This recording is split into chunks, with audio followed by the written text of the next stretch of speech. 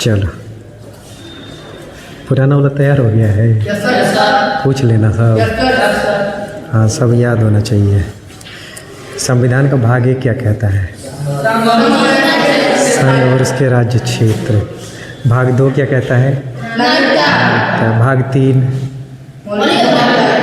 मौलिक अधिकार या मूल अधिकार। भाग 4 ए अनुसूची 5 अनुसूची अनुसूची 5 यही है, अनुसूचित एवं जनजातीय क्षेत्र के प्रशासन और नियंत्रण है।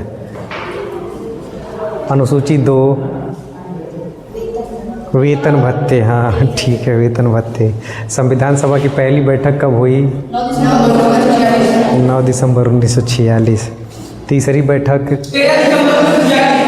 और उस तीसरी बैठक में हुआ क्या? प्रस्तुत किया गया था। कौन प्रस्तुत किया था? अब कुछ और भी देखे थे कि 4 देशी रियासतें जिनका विलय बाद में किया गया। तो मणिपुर में जो देशी रियासत थी उसके राजा कौन हुआ था? बोधचंद। सही है ना? और कौन सी ऐसी देशी रियासत थी जो संविधान सभा की किसी बैठक में शामिल नहीं हुई थी? हैदराबाद। हाँ, संविधान सभा की जब पहली बैठक हो रही थी तो उसमें कौन शामिल नहीं हुआ था? मुस्लिम लीग। मुस्लिम पार्टी के रूप में मुस्लिम लीग शामिल नहीं हुई थी। कोई कमेंट भी किया था क्या? कौन? Winston Churchill. क्या कहा था? यह एक ऐसा विवाह है जिसकी दुल्हन ही गायब है। ठीक है, मतलब कुल मिला जुला के ठीक है पीछे वाला मतलब। अब आगे बढ़ सकते हैं। तो देख रहे थे संविधान का भाग 1। हाँ, बहुत सारा मैटर फिर आने वाला है, तो ध्यान देना है। जिंदा रहना है ना? हाँ, जिंदा रहना है। ठीक है, संविधान का भाग 1। तो संविधान भाग 1। संविधान का भाग 1 क्या कहता है? याद है कि नहीं? हाँ, याद हो जाना चाहिए अब तक तो। संघ और उसके राज्य क्षेत्र। ये बात करता है संघ और उसके राज्य क्षेत्र। राज्य क्षेत्र, संघ और उसके राज्य क्षेत्र संविधान का भाग 1 कहता है। तो संघ और उसके राज्य क्षेत्र। उसके बाद इसमें और कुछ बताए थे क्या? अब ये अनुच्छेद कहाँ से कहाँ तक है? अनुच्छेद 1 से 4 तक है। 1 से 4 तक है ये अनुच्छेद, 1 से 4 तक। ठीक है, पेन थोड़ा चेंज कर लेते हैं क्योंकि दोनों अलग अलग है। देखो, अनुच्छेद 1 से 4 क्या है? संघ और उसके राज्य क्षेत्र। अब अनुच्छेद 1 की बात करते हैं। हाँ, अनुच्छेद 1 क्या कहता है? नहीं याद है? तो याद है तो आवाज़ आ रही चाहिए ना। अनुच्छेद 1 क्या कहता है? भारत अर्थात इंडिया। हाँ, भारत अर्थात इंडिया। हाँ, इंडिया राज्यों का संघ होगा, यही ना? राज्यों का संघ होगा। भारत अर्थात इंडिया राज्यों का संघ होगा। राज्यों का संघ क्या है? Union of state. क्या भारत में राज्यों का गठन समझौता के आधार पर हुआ है? नहीं, समझौता नहीं हुआ है। भारत में राज्य क्रिएट किए गए हैं, बनाए गए हैं, है ना? तो इसको इंग्लिश में क्या कहते हैं? Union of state. Union of state, states. और इसका मतलब कोई बताएगा क्या? इसका मतलब राज्यों का संघ तो है, लेकिन इसको क्या किस सेंस में लें, समझौते के सेंस में लें क्या? नहीं। इसका मतलब है कि भारत में राज्यों का गठन जो किया गया है या निर्माण किया गया है, भारत में किसी भी राज्य को अलग होने की आज़ादी नहीं है। तमिलनाडु ये नहीं कह सकता कि हम भारत से अलग रहेंगे, है ना। तो डॉक्टर बी आर अम्बेडकर कहते हैं कि यूनियन ऑफ स्टेट का मतलब क्या है कि भारत में जितने राज्य हैं वो कोई भी अलग नहीं हो सकता। क्यों?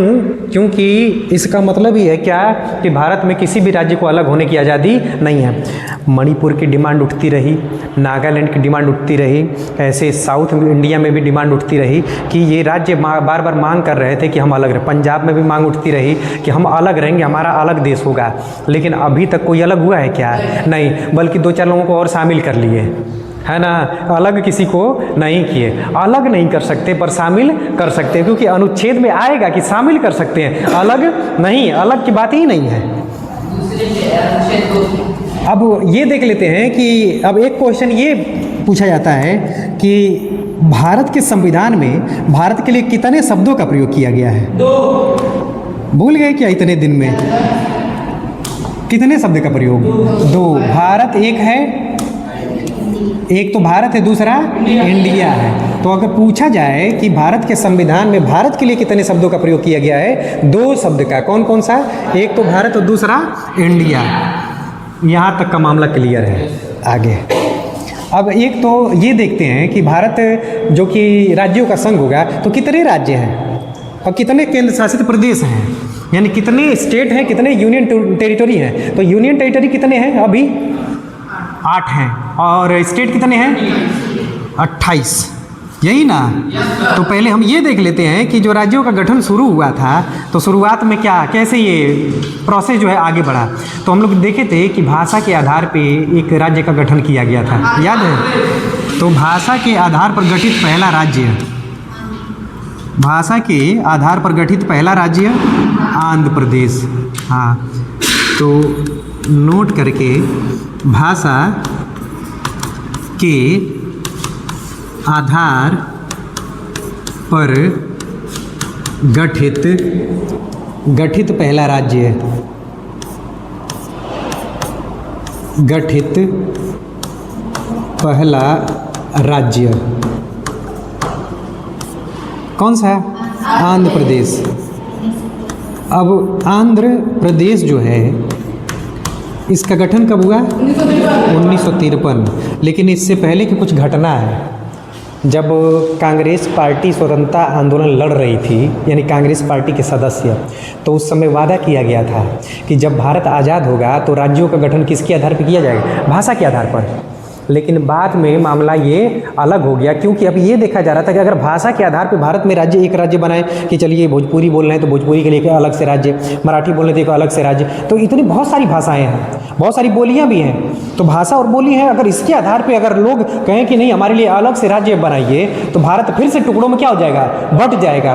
तो देश की एकता बहुत ज़रूरी थी, देश की अखंडता बहुत ज़रूरी थी, इसलिए ऐसा किया गया कि राज्य का गठन जो है भाषा के आधार पे नहीं किया जाएगा। लेकिन वहीं के आंध्र प्रदेश में तेलुगु, आंध्र प्रदेश में तेलुगु भाषा बोली जाती थी और वहाँ के लीडर हुआ करते थे, नेता हुआ करते थे। तो श्री रामुलु जो है हंगर स्ट्राइक पे बैठ गए, भूख हड़ताल पे बैठ गए।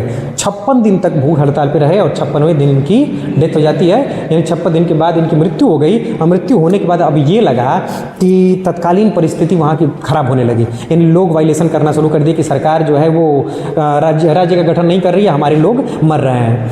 तो अब वहाँ पर हिंसा शुरू हो गई। तो पंडित जवाहरलाल नेहरू आदेश दिए कि ठीक है एक राज्य का गठन कर देते हैं भाषा के आधार पर। तो आंध्र प्रदेश जो पहला राज्य है भाषा के आधार पर गठित पहला राज्य आंध्र प्रदेश। और क्या हुआ? तो महाराष्ट्र में भी यही बात उठना शुरू हो गई कि भाषा के आधार पर मराठियों के लिए एक महाराष्ट्र राज्य बना दीजिए। गुजरात में भी यही बात। तो ये समस्या हो रही थी। उसके बाद कुछ आयोग का गठन किया जाता है। हालांकि ये घटना बाद की है, लेकिन राज्य की मांग उठ रही है। आयोग का गठन कर दिया गया है 1948 में, एसके धर आयोग। आयोग को काम सौंपा जाता है कि आप पता करिए कि किस आधार पर भारत में राज्यों का गठन किया जाए।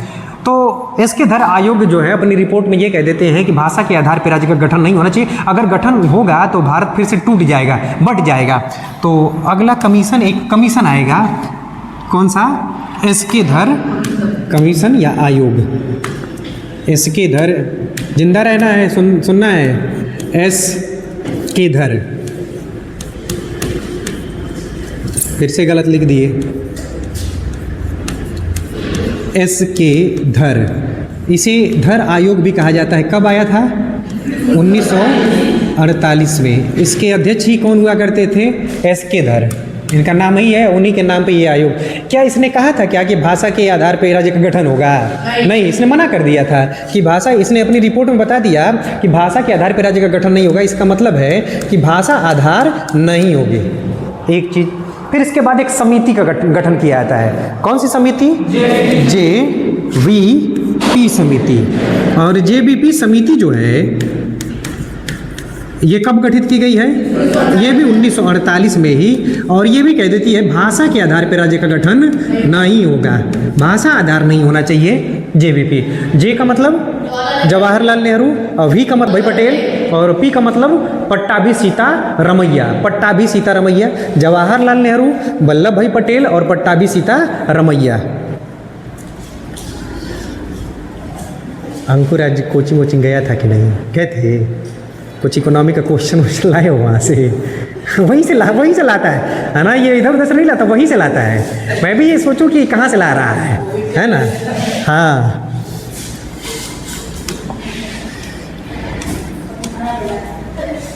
उसके बाद डाटा खराब हो गया है। डाटा खराब हो गया मतलब गलत ज्ञान है। हाँ, तो बिल्कुल गलत ज्ञान है ही, जो काम का नहीं है फिर उसको क्यों ग्रहण करना है। उसके बाद तीसरा आयोग, क्योंकि दो आयोग, एक, अच्छा तीसरा आयोग नहीं है, एक समिति है, एक आयोग है, और एक और आयोग गठित किया जाएगा, फजल अली आयोग।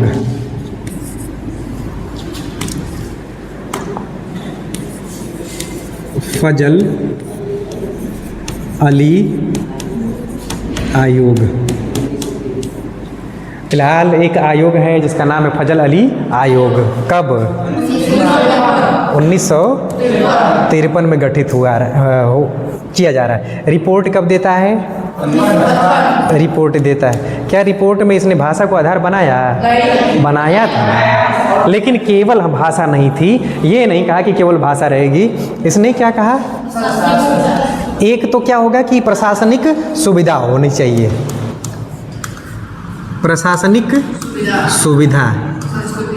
हाँ, भाषा भी रखिए, कोई दिक्कत नहीं है, भाषा भी रख लीजिए और संस्कृति भी रख लीजिए।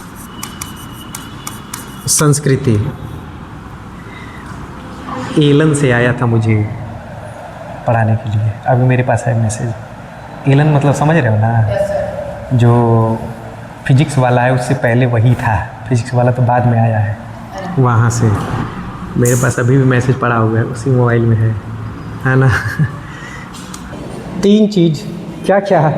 प्रशासनिक सुविधा, भाषा और संस्कृति। और भी चीज़ थी, केवल तीन ही नहीं थी, लेकिन मूल चीज़ यही थी कि एक तो वहाँ पे राज्य बना रहे हैं, जैसे मान लेते हैं कि ये एक राज्य है और यहाँ पे एक भाषा बोली जा रही है कोई अलग, और इधर कोई भाषा एक बोली जा रही है, ये भाषा 1 है और ये भाषा 2 है। तो अगर हम ऐसा करते हैं कि ऐसे राज्य को बांट दें, आधा 1 वाले आ जाए, आधा 2 वाले, तो फिर झगड़ा हो जाएगा, मामला गड़बड़ हो जाएगा। ऐसा करते हैं 1 वालों को अलग रख देते हैं और 2 वालों को अलग। फिर संस्कृति भी बेस बना लेते हैं। संस्कृत का मतलब देखें कि जो जिसकी भाषा एक जैसी है उसकी संस्कृति भी लगभग एक ही जैसी है। तो फिर ये राज्य बनेगा ना, तो ये आपस में झगड़ा कम करेंगे, तो वहाँ पे अलगाववाद नहीं आएगा। अलगाववाद का मतलब है कि वो मांग नहीं करेंगे कि हम अलग राज्य रहेंगे, है ना। तो ऐसा दूसरा कि यहाँ पे शासन करना आसान होगा। अब ये जो रिपोर्ट देता है, इसी riपोर्ट के आधार पे एक अधिनियम पारित किया जाता है, याद है कि नहीं? राज्य पुनर्गठन अधिनियम। राज्य पुनर्गठन अधिनियम, राज्य पुनर्गठन अधिनियम।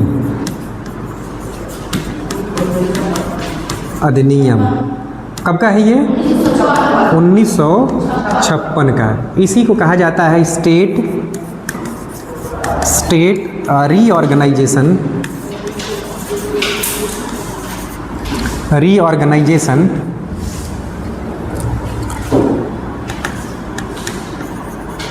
Reorganisation act.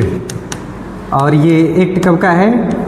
1956 का है। इसी के तहत यानी राज्य का गठन कैसे होगा उसके लिए पहले लॉ बन रहा है कि अब ऐसे ऐसे राज्य का गठन होगा। अब इसी के आधार पे कितने राज्य बनते हैं? 14 राज्य बन गए, यानी 14 स्टेट बन गए, स्टेट्स। और कितनी यूनियन टेरिटरी? 6 यूटीज बन गए, है ना, 6 केंद्र शासित प्रदेश। तो पूछा जाएगा कि राज्य पुनर्गठन अधिनियम के तहत कितने राज्य और कितने केंद्र शासित प्रदेश का गठन किया गया? तो 14 राज्य और 6 केंद्र शासित प्रदेश का गठन किया गया। अब कुछ हाल के जो हैं, है ना, जिनका गठन किया गया है हाल ही में, उनको देख लेते हैं। सर तो उससे पहले कैसे एडमिनिस्ट्रेशन चल रहा है? मतलब उससे पहले राज्य बटे हुए थे, लेकिन ये था कि उसमें क ख ग ऐसे करके बटा हुआ था। तो अब उसको बताएंगे तो फिर देसी रियासत बतानी पड़ेगी, तो अभी ऐसे ही समझ लेते हैं। तो कितने राज्य? डेटा याद रखें, 14 राज्य और 6 केंद्र शासित प्रदेश। अब आगे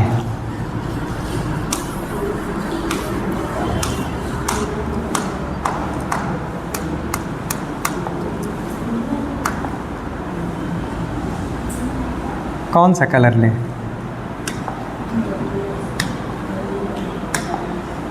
अंकुर कुछ कह रहा है क्या? कुछ बोल रहा है क्या? उसके दिमाग में कुछ लग रहा है, इकोनॉमिक क्वेश्चन आया होगा, लेकिन रोक के बैठा है कि अभी नहीं पूछेंगे, बाद में पूछेंगे। अब पहले हम ये देखेंगे कि सन 2000 में देखे थे ना, है ना, तो उससे पहले कुछ देख लेते हैं। जैसे गोवा स्टेट बाद में बना है ना। गोवा पे पुर्तगालियों का कब्जा था, यानी पुर्तगीज़ वहाँ पे कब्जा करके बैठे थे। 1961 में गोवा से उनको मार के भगाया गया, जा नहीं रहे थे गोवा से। 1961 में ऑपरेशन चलाया जाता है, ऑपरेशन विजय, और ऑपरेशन विजय के तहत दमन द्वीप से और गोवा से मार के भगाया जाता है, तब वो खाली होता है। तो एक घटना और लिख लेते हैं। 1961 में गोवा को आज़ाद कराया जाता है। कौन सा ऑपरेशन चलाया जा रहा है? ऑपरेशन विजय। ऑपरेशन विजय चलाया जाता है 1961 में, और इसी के तहत गोवा और दमन दीव को आज़ाद कराया जाता है। और यहाँ पे किसका कब्जा था? हाँ, पुर्तगालियों का कब्जा था। पुर्तगालियों के कब्जा में था ये गोवा। तो 1961 में इसे आज़ाद कराया जाता है। उसके बाद अगर देखेंगे तो कुछ घटनाएं और लिख लेते हैं कि सन 2000 में, यानी 1 नवंबर सन 2000, दूसरा 9 नवंबर सन 2000, और तीसरा 15 नवंबर सन 2000। इस समय 3 राज्यों का गठन होता है। 1 नवंबर को कौन सा? छत्तीसगढ़। अच्छा, छत्तीसगढ़ का गठन होता है, किस राज्य से अलग हुआ है? मध्य प्रदेश से ये अलग हुआ, मध्य प्रदेश से अलग होता है। फिर 9 नवंबर को उत्तराखंड, और उत्तराखंड जो है ये यहाँ से निकला, किससे से? तो उत्तर प्रदेश से ये निकला, उत्तर प्रदेश से। और 15 नवंबर को झारखंड, और झारखंड किससे निकला? बिहार से निकला है, बिहार से। क्या ये हम पढ़ रहे हैं तो हमारी एकेडमी पे असर पड़ रहा है क्या? कोई असर नहीं है, एकेडमी मतलब जो स्कूल वाला मैटर पढ़ रहे हैं, बढ़ रहा है क्वालिटी की घट रही है? बढ़ रही है। अगर ये मानसिकता है कि नहीं हमारा एकेडमी ख़राब हो जाएगा, ये हो जाएगा, तो उससे फ़र्क नहीं पड़ेगा। तो कब ये सीख जाओगे सारी चीज़ें, पता भी नहीं चलेगा। अगला पॉइंट कि तेलंगाना राज्य का गठन किया गया, और तेलंगाना कब और किससे निकला? तो आंध्र प्रदेश से। तो ये एक और राज्य बनता है 2 जून को।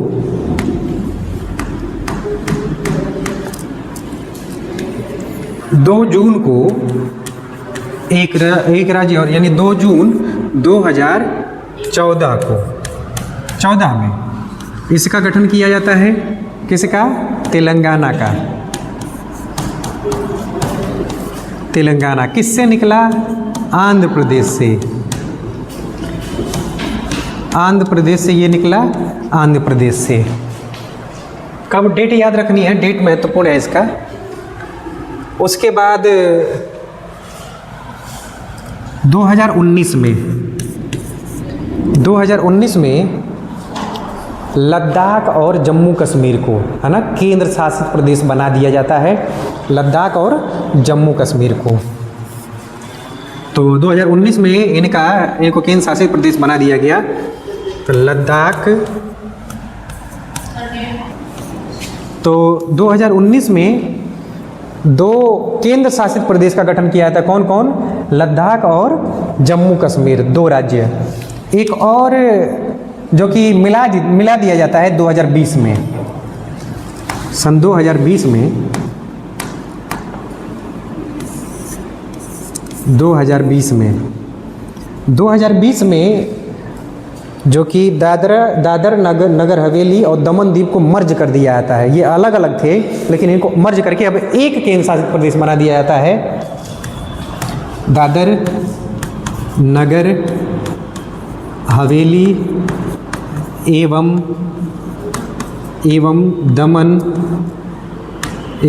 दमन दीव, दादर नगर हवेली एवं दमन दीव, इसको 2020 में मिलाकर एक बना दिया। पहले ये 2 अलग अलग थे, अब ये एक बन जाते हैं। और इसकी राजधानी जो बनाई गई, वो राजधानी बनाई गई दमन। ये कई बार पूछा गया है, दमन याद रखना है। इसकी कैपिटल क्या है? दमन है ना। तो एक ये केंद्र शासित प्रदेश बना 2 को मिलाकर। तो दादर नगर हवेली एवं दमन दीव का ये इसकी कैपिटल क्या है? दमन है। हाँ, याद रखना है, दमन इसकी कैपिटल है। दीव को वैसे ही है, दमन दीव, हाँ दीव ही वो है। उसके बाद अनुच्छेद 2 पढ़े थे ना, अनुच्छेद 2 याद है? क्या है?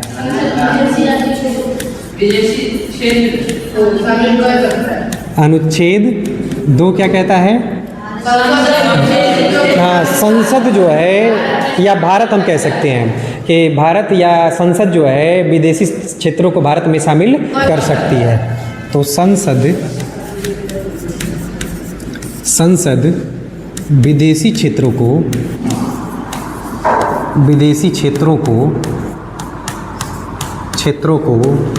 भारत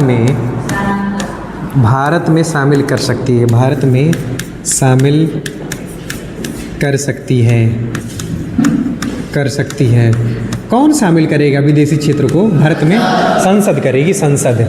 विदेशी क्षेत्र जो भारत का भी हिस्सा नहीं है उसको भारत में शामिल करना होगा, तो उसके लिए बाकायदा अधिनियम पारित करना पड़ेगा या संविधान में संशोधन करना पड़ेगा, है ना, कुछ ऐसा करना पड़ेगा तब।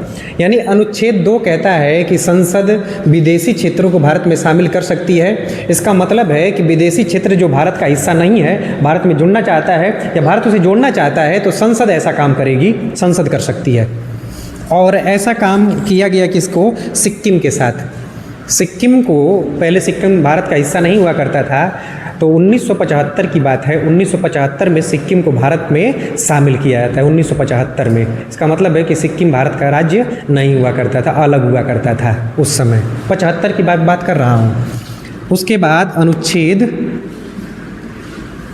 अच्छा, अभी वर्तमान में कितने राज्य और कितने केंद्र शासित प्रदेश हैं तो पता है ना?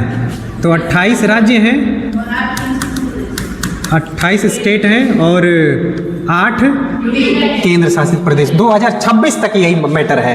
2026 में 28 राज्य और 8 केंद्र शासित प्रदेश यूटीज हैं, केंद्र शासित प्रदेश। अनुच्छेद 3, अनुच्छेद 3 क्या है? अनुच्छेद 3 राज्यों का निर्माण, राज्यों का निर्माण। अच्छा, सीमा, इसका नाम भी अगर बदलना हो किसी राज्य का, कौन कौन नाम बदलेगी? संसद बदलेगी, विधानमंडल बदलेगी क्या? नहीं, केवल और केवल संसद। नाम सीमा बदलना हो तब भी, क्षेत्रफल भी बढ़ाना हो घटाना हो तब भी कौन? संसद।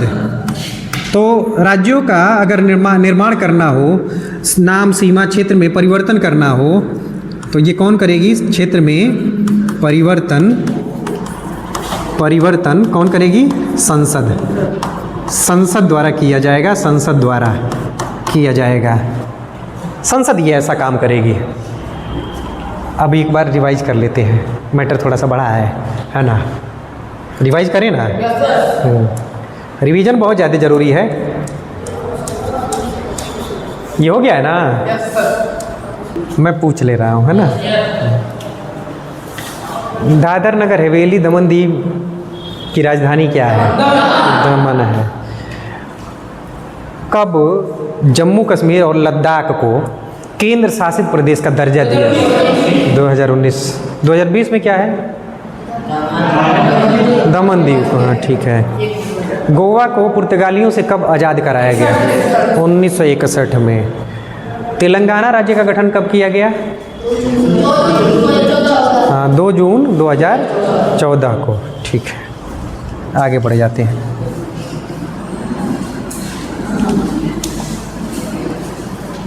आगे, अच्छा वो तो चला गया, तो कौन परिवर्तन करेगा? संसद करेगी। तो संसद किस प्रोसीजर से करेगी? तो उसके लिए एक विधेयक लाया जाएगा ना, बिल लेकर आया जाएगा संसद में, उसको पास करना पड़ेगा। तो नए राज्य के निर्माण की प्रक्रिया कैसी होगी? नए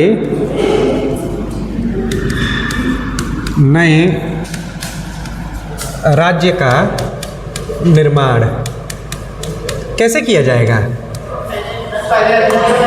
पहले किससे अनुमति लेनी पड़ेगी? यानी कोई विधेयक लाया जाएगा कि नया राज्य बनाना है, तो अनुमति किससे लेनी पड़ेगी? तो पूर्व अनुमति, यानी पहले अनुमति। तो पूर्व अनुमति किसकी? पूर्व अनुमति? राष्ट्रपति की पूर्व अनुमति। राष्ट्रपति की पूर्व अनुमति, राष्ट्रपति की पूर्व अनुमति। फिर इसको, तो राष्ट्रपति जो है वो राज्य का विचार जानने के लिए ऐसा पूछ सकते हैं कि आप क्या चाहते हैं। तो यहाँ पे राष्ट्रपति जो है राज्य का विचार, हाँ, राज्य का विचार जान सकते हैं कि राज्य की राय क्या है। तो अब राज्य की विचार जैसे, यानी राज्य मान लेते हैं कि असहमत हो गया कि हम नहीं चाहते हैं कि उत्तर प्रदेश से 2 राज्य बने। तो उत्तर प्रदेश 2 राज्य बने तो उत्तर प्रदेश ऐसा कुछ नहीं कर सकता, यहाँ की विधानमंडल या सीएम या गवर्नर कोई कुछ नहीं कर सकता, क्योंकि ये विचार बाध्यकारी नहीं है, राष्ट्रपति के ऊपर निर्भर करता है। तो ये बाध्यकारी है नहीं, बाध्यकारी नहीं है ये विचार। राज्य चाहे ना चाहे, बस हम चाहते हैं कि एक बार पूछ लें कि आप क्या चाहते हैं, बस पूछेगा कौन? तो ये राष्ट्रपति पूछ सकते हैं। उसके बाद संसद के किस सदन में लाया जाएगा? किसी भी सदन में। इसका मतलब है संसद के किसी भी सदन में ये विधेयक लाया जा सकता है। तो संसद के किसी भी सदन में, किसी भी सदन में, चलो अब सदन में ला दिया गया, चाहे वो लोकसभा की बात कर लें, अगर चाहे वो राज्यसभा की बात कर लें, दोनों में से कहीं। अब जब यहाँ पे पास करना है तो किस बहुमत से? साधारण बहुमत से। अब यहाँ पर भी पास किया जाएगा साधारण बहुमत से। साधारण बहुमत क्या है तो बहुमत एक बार हम लोग देखेंगे बाद में, लेकिन अभी फिलहाल यहाँ पे साधारण बहुमत से पास, और यहाँ पर भी। तो ये विधेयक किससे पास होगा? किस बहुमत से? साधारण बहुमत से। साधारण बहुमत साधारण बहुमत से पास किया जाएगा। पास करने के बाद किसके पास जाएगा? तो फिर ये राष्ट्रपति के पास सिग्नेचर के लिए जाएगा। और राष्ट्रपति सिग्नेचर करेंगे कि नहीं करेंगे? अब यहाँ पे करना ही है। पहले ये क्या दे चुके हैं? अनुमति। और जब अनुमति दे चुके हैं तो सिग्नेचर नहीं करेंगे? हाँ, अगर ये अनुमति नहीं देते तब तो सिग्नेचर नहीं भी कर सकते थे। लेकिन पहले ही हम कह रहे हैं कि ठीक, हम ये काम करेंगे और बाद में आप ऐसा करेंगे कि मुकर जाएं। नहीं, अनुमति दे चुके हैं इसलिए इस पर सिग्नेचर करेंगे ही करेंगे। तो राष्ट्रपति नहीं करना चाहते। कुछ ऐसे विधेयक हैं, कुछ ऐसे बिल हैं या कुछ ऐसे लॉ बनते हैं जिस पर राष्ट्रपति पूर्व अनुमति नहीं देते हैं। संसद चाहती तो लेकर आती है, तो उसको राष्ट्रपति जो है ना उसको रोक सकते हैं कि नहीं, हम सिग्नेचर नहीं करेंगे। तो पूर्व अनुमति दे चुके हैं इसलिए राष्ट्रपति इस पर क्या करेंगे? सिग्नेचर करेंगे। राष्ट्रपति हस्ताक्षर करेंगे और हस्ताक्षर करने के बाद वो क्या बन जाएगा? एक्ट बन जाएगा। फिलहाल ये समझ में आया ना कि नए राज्य का निर्माण करना हो तो पहले क्या करना पड़ेगा? राष्ट्रपति की पूर्व अनुमति चाहिए। फिर जिस राज्य से, यानी जिस राज्य से एक राज्य बनाया जा रहा है उस राज्य का विचार जाना जाएगा। लेकिन क्या वो विचार राष्ट्रपति बाध्यकारी होगा? नहीं। फिर किस सदन में पेश किया जाएगा? किसी भी सदन में, चाहे लोकसभा में लेकर आए चाहे राज्यसभा में। फिर किस बहुमत से पास किया जाएगा? साधारण बहुमत से पास कर दिया जाएगा। और किसका सिग्नेचर? यहाँ से यहाँ तक वो बिल कहला रहा था, बिल। और जैसे राष्ट्रपति सिग्नेचर कर दिए तो ये क्या हो गया? एक्ट। यानी ये विधेयक था, विधेयक कहा जा रहा था, और राष्ट्रपति सिग्नेचर कर दिए तो क्या? अधिनियम बन गया। दोनों में अंतर समझ में आ रहा है ना? तो जब तक सिग्नेचर नहीं है राष्ट्रपति का तब तक क्या है? विधेयक है। और जैसे राष्ट्रपति का सिग्नेचर हो जाएगा तो अधिनियम। अब अगला अनुच्छेद 4। अनुच्छेद 4 अब तो रट गया होगा। हाँ, अब रट जाना चाहिए क्योंकि अब दोबारा इधर नहीं मुड़ेंगे। अनुच्छेद 4, ये 4 क्या कहता है?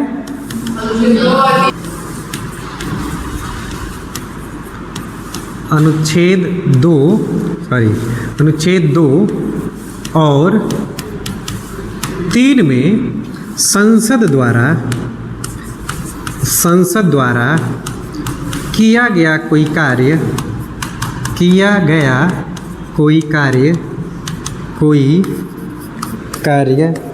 संविधान संशोधन नहीं होगा। और कौन से अनुच्छेद के तहत?